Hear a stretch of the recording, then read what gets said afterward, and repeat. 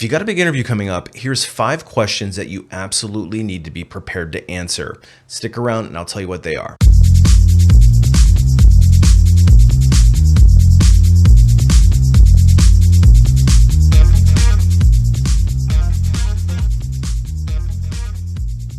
Hey everybody, it's Brian from A Life After Layoff. Today I want to share with you some interview prep. So if you're getting ready for a big interview, you might want to hit the bookmark on this one. Now I want to stress that if you're getting ready to interview, it's really important to start to learn the concept of storytelling, because hiring managers like people who tell stories.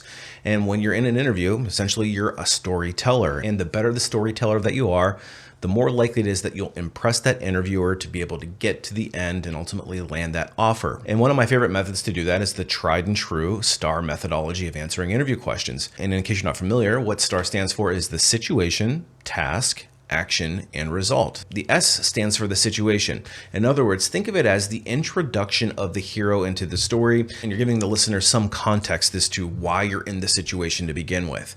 Then we get to the T, which is the task. Think of it in terms of what the hero is going to accomplish. The A stands for action, and that's the action that the hero takes in order to accomplish the mission. And the R stands for result. In other words, what was the happily ever after? So as you're preparing for your interview answers, keep the STAR methodology in mind. It's tried and true, and quite simply, it works. Obviously, I would strongly recommend that you take some time before your interview to prepare some answers to some commonly asked questions. And again, we're going to cover several of the major ones here, but this is not an all-encompassing list. And if you want additional context to interviewing strategy, I will leave a link to the playlist that you should check out before your interview. The first question is probably everybody's favorite, but this one is almost guaranteed to be asked in just about every interview I've ever been in, and it's tell me about yourself.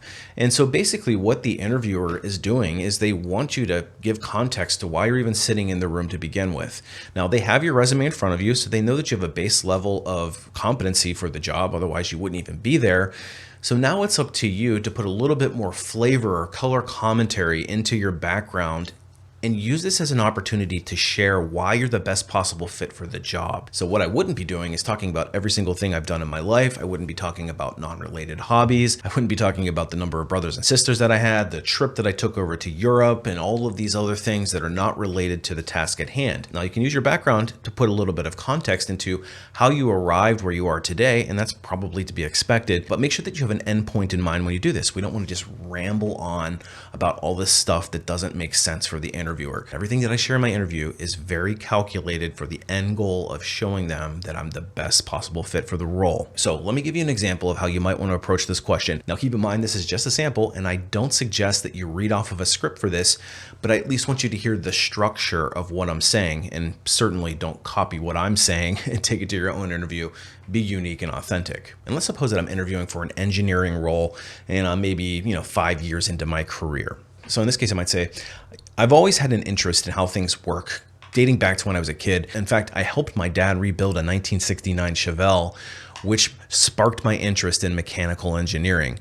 So I made a decision to study that in school. And early in my career, I gravitated toward heavy manufacturing and solving complex problems. Big machines and impossible problems excite me. One particularly enjoyable challenge is when I had to restore an idle production line with a $300,000 capital improvement project. I led this install, and I'd be happy to share more details on how I completed this project under budget and 2 weeks ahead of schedule. Next up, we have another crowd pleaser. It's why do you want to work here? Or maybe an alternative of why should we hire you? I guess from a hiring manager's perspective, that might be a fair question. Why are you even interested in the job that you're interviewing for? And hopefully you're not just somebody that sprayed and prayed and didn't even realize what the job was until you got the phone call for that first round interview.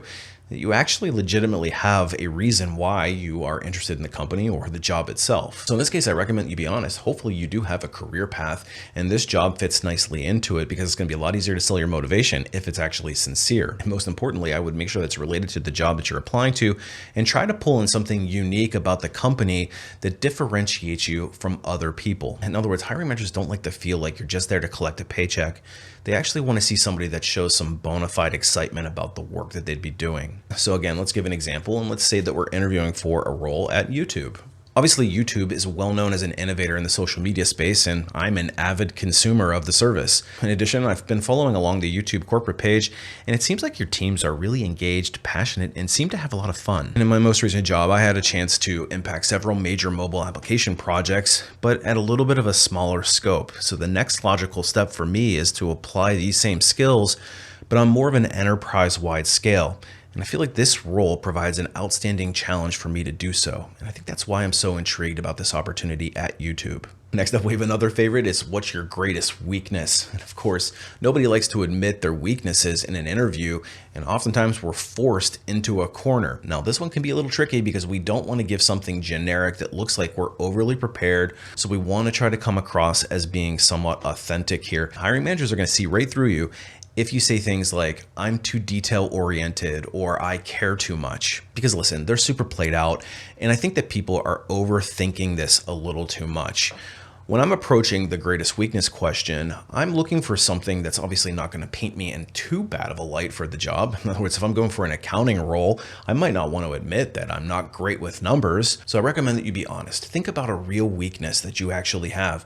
What was the impact of that weakness on your work? And if you can share a solid example of how you learned from that, it's going to go a long way to solidifying you as a top candidate. And on the flip side, you may get a reverse of this is what's your greatest strength? And again, I would be pulling from the job posting, try to make it work related or relevant to their job. But I would be focusing on something that really shows my strength for the particular competency that's likely to be the most important for success on that job. Be honest, give a great example in the STAR format, and I'm sure you'll do fine. Next up is a pretty fair question in an interview, and something that you should be able to clearly articulate anyway, but it's what's your greatest professional accomplishment? And by no surprise, companies typically like to hire high achievers, and in particular, high achievers in the type of work that they're looking to hire for. So use some strategy here, put yourself into the hiring manager's shoes and think of what's the biggest accomplishment that's related to the job that you're applying to, and give a STAR formatted example. And for the sake of this video, I'll give you an example myself. And let's suppose that you're a product manager interviewing for a software as a service company. So this is how I would approach this one. My greatest professional accomplishment was a key contributor to a major product launch at my last company. And in my role as a product manager, I was tasked with bringing to market a high profile software platform. And in particular, I was responsible for ensuring that the product teams were aligned. I coordinated tight deadlines of deliverables among 6 global development teams. And then I removed roadblocks to ensure that all of our goals were met. And a particularly challenging issue came up at the 11th hour where the dev team actually made a code-breaking error that was about to go out the door. But I ended up catching it at the last minute. We were able to troubleshoot it, and I was able to get the relevant team to correct the issue before we went live. The product was launched with great success, and as a result, I was actually formally recognized with a promotion, and to this date, that's my biggest professional accomplishment. Next up is another one that you should absolutely be prepared for, and I talk about this in other videos, so I will leave links for this one as well if you want more context and depth, but it's what are your salary expectations? And this is going to be one that you'll get in the preliminary interview with your recruiter most likely. Now, this interview question is very important because a lot of people leave money on the table, and the number that you give at this point in the interviewing process will typically follow you throughout, and it's hard to back off of the numbers. So we want to make sure that we've got good strategy here. Now, even in the day and age of salary transparency, we can't trust what's published to go by, because if you've done any job search in these markets, you'll see that companies will use abnormally wide ranges, which don't do us, the job seeker, a whole lot of good. Besides, I want to be the one controlling the compensation discussion because I'm the CEO of my career, but I want to do it very carefully. Now, of course, this assumes that you've done good salary research before you walked in the door, hint, hint, but you want to know what the minimum acceptable salary you would need to see in order to feel comfortable about that role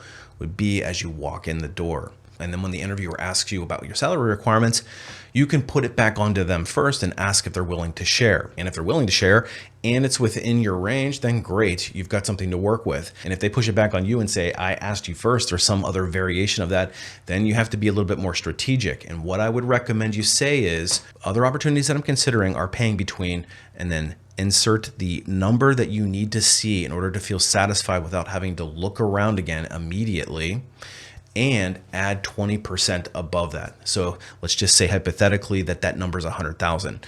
Other companies that I'm considering are paying between 100,000 and 120,000. Does that seem to make sense with you? And then of course you're seeing how they react. Now there's a lot of variables and nuances around this question. So I do recommend that you check out my other videos in the series about that. The idea is that you don't want to answer with your previous salary or what you would like to make. You want to give a range so that there's some wiggle room. And then finally, the last question that you should be prepared for is asking your own questions. So at the end of the interviewer is likely going to ask if you have any questions for them. And if you want to be particularly effective here, you should try to get some of those questions about the job itself answered earlier in the interview so you can use that to your advantage throughout the rest of the interview process. But at the end of the interview, this will be an opportunity for you to ask any questions about the job, about the working conditions, about the hours, about the shifts, etc. And if the recruiter has committed to moving you on to the next round of interviewing, yet hasn't covered the salary expectations question, this might be a time to breach it as well and say, hey, I'm really interested in this opportunity, but in order for me to commit to the next round, I just want to make sure that we're on the same page. Can we talk compensation? And then refer back to the previous bullet point. But in order to answer the strategic component to this, check out my other video on 10 questions that you can ask in your interview, and that's definitely worth a bookmark as well. So there you have it. This is a high-level primer for getting ready for that interview. You can use this as part of your interview prep, but make sure that you take the time to hash out these answers. I would even recommend that you write them down.